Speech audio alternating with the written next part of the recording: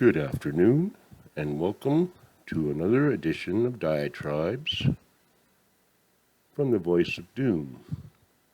And now here's your host, the petulant and irascible and indignant Voice of Doom. Thanks, announcer, mister.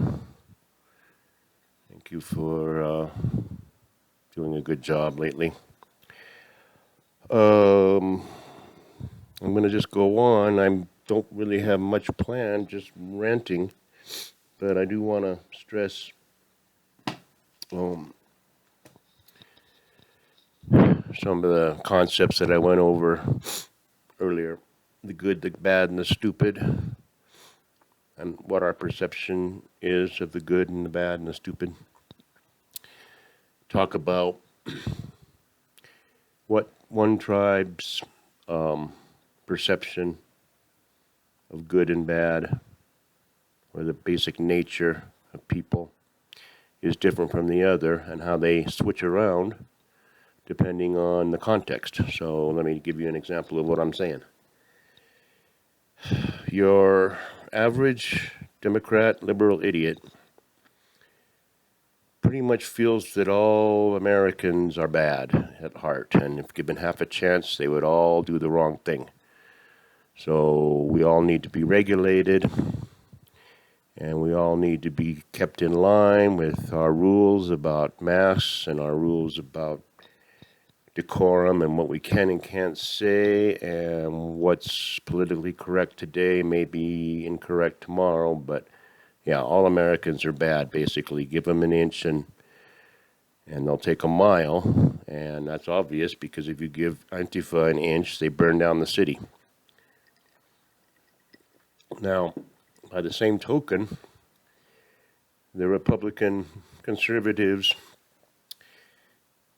think that if people are left to their own devices, they're basically good and everything will improve if we have a open trade, less regulated society, and less business regulation, less everything regulation. Maybe loosen up regulations on environmental concerns, because some of them are really ridiculous.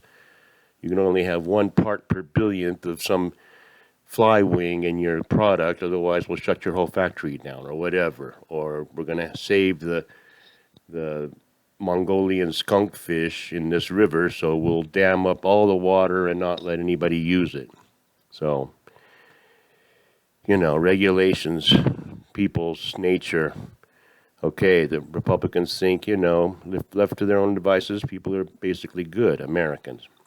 Now, let's put it in a different context.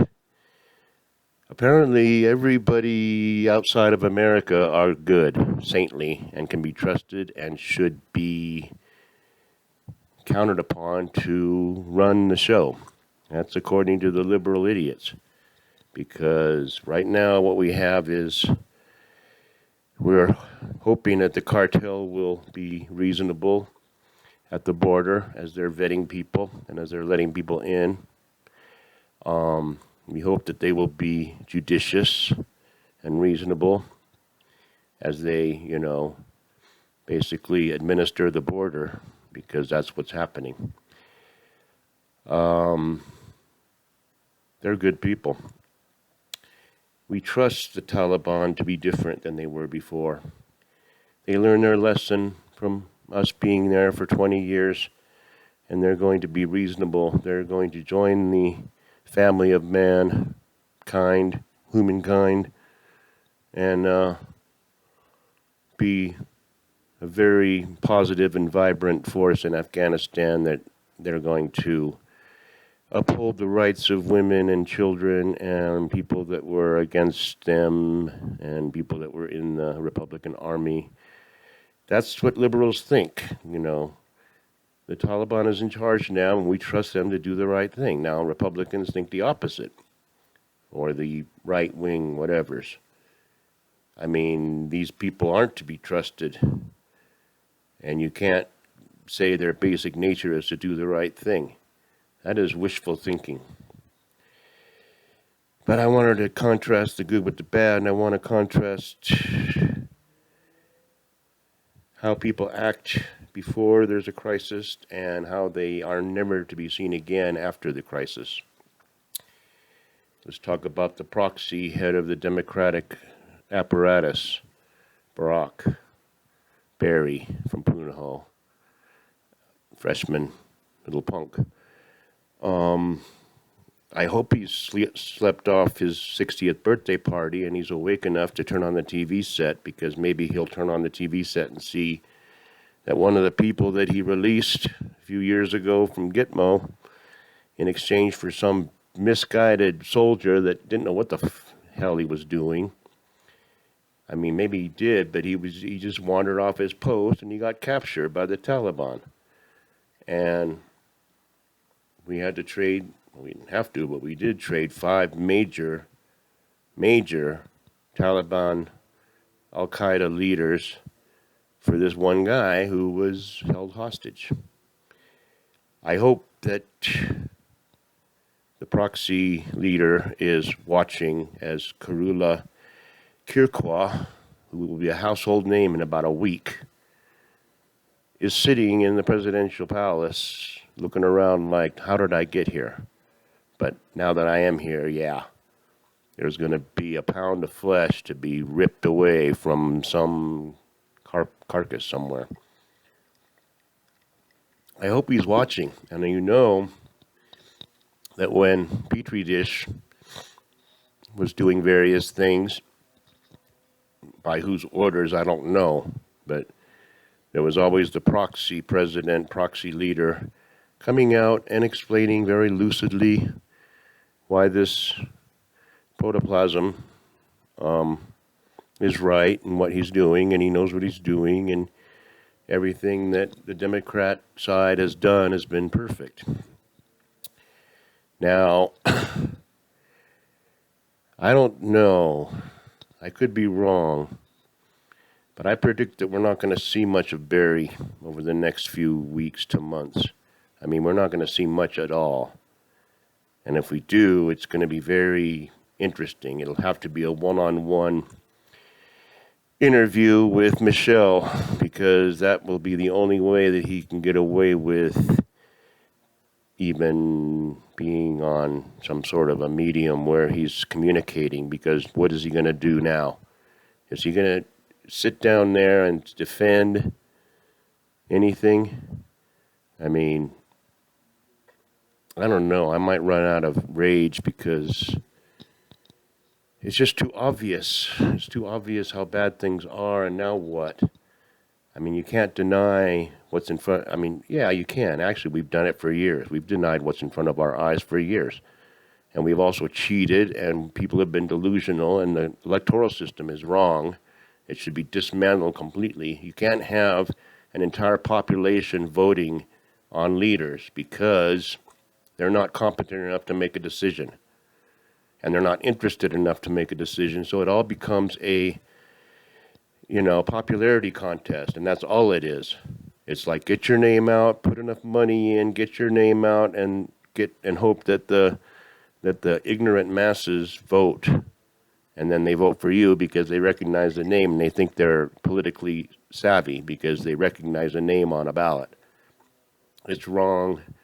They're not going to get rid of it. It is sacrosanct, and I understand everybody should have a right, and everybody should be able to say and do and have an effect on the government, but this electoral system is not going to do it because we're a two-party system, which is basically a one-party system. It's two sides of the same coin.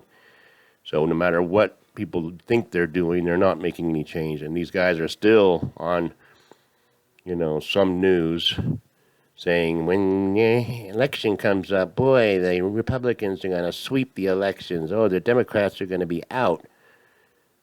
That's November of 2022. And you guys think that we're going to last that long? It's ridiculous. There's not going to be an election. And if there is, well, I'm not even going to say if there is one. There's not going to be one because we're going to be under martial law. There's going to be either a military takeover of America when they realize that we're out of control and we can't function with the government we have.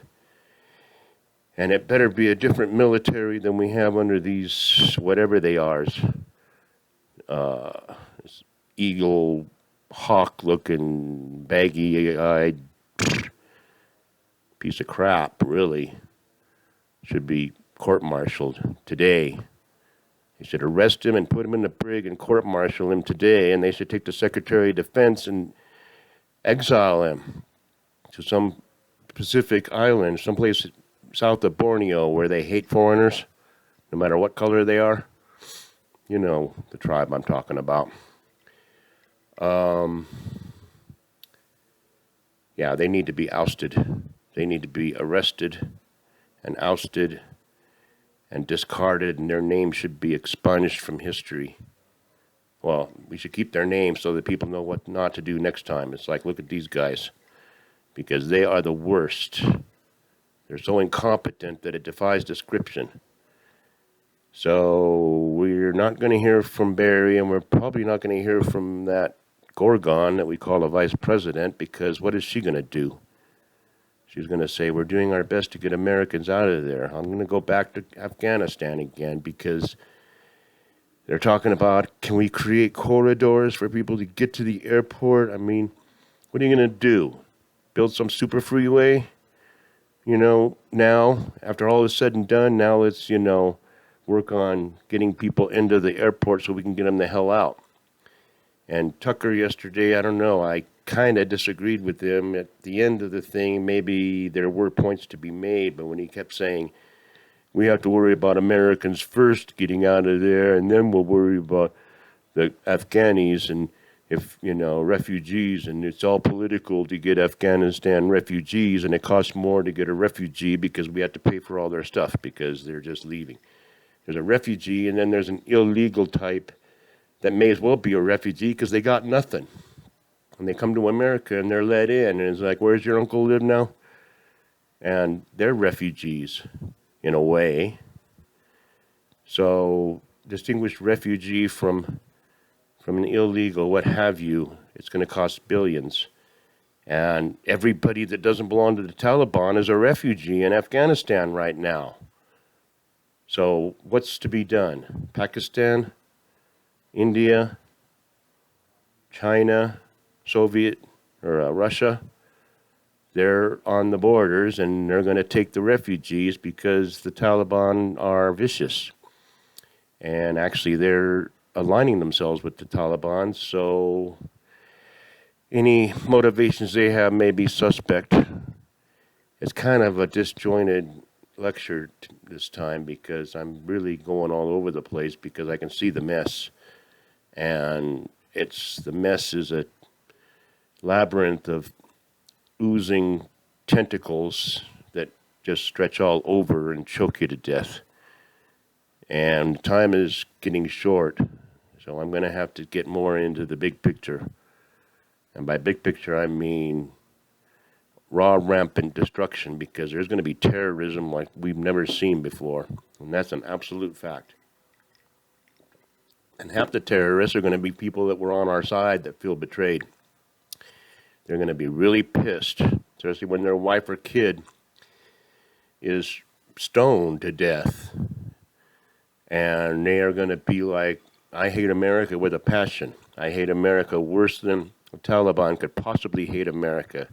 And I'm going to do everything in my power to bring them down and multiply that by a few million of people that have been betrayed. And we blew it. And we better make up for it real quick. And I don't know how we're going to do it. I really don't. I think the only real way to do it right now would be to say, okay, we know the Taliban aren't to be trusted. We know they're going to go back on their word, so we're going to go back on our word, and we're going to go in and just blow them all away. And we're going to clamp down Afghanistan like it's never been clamped down before. And there's not going to be anybody getting anywhere without us knowing about it. And we're going to make Afghanistan a U.S. base, the whole damn country. That's what we should do, because we need a central theater of operations to take care of what's coming. And they better hurry up with the cement mixers because it's coming real fast. But they're not going to do that. You know they're not going to do it. But, yeah, they are caught between a rock and a hard place and the molten lava that they're standing on the rock that they're going to have to jump into because it's, it's rising too fast and they're going to be burned. So we better get with it. It's almost over. We better hurry. I'm going to leave it at that because I don't like to make them more than 15 or 16 minutes. As more thoughts occur to me, I will rant on, but for now I gotta get ready and go to work. I have a real job besides what I'm doing here. It's not paying off. The voice of doom is not getting the best income possible, but that's another subject. We'll talk about that later. Okay, more to come. Thanks. Enjoy the day.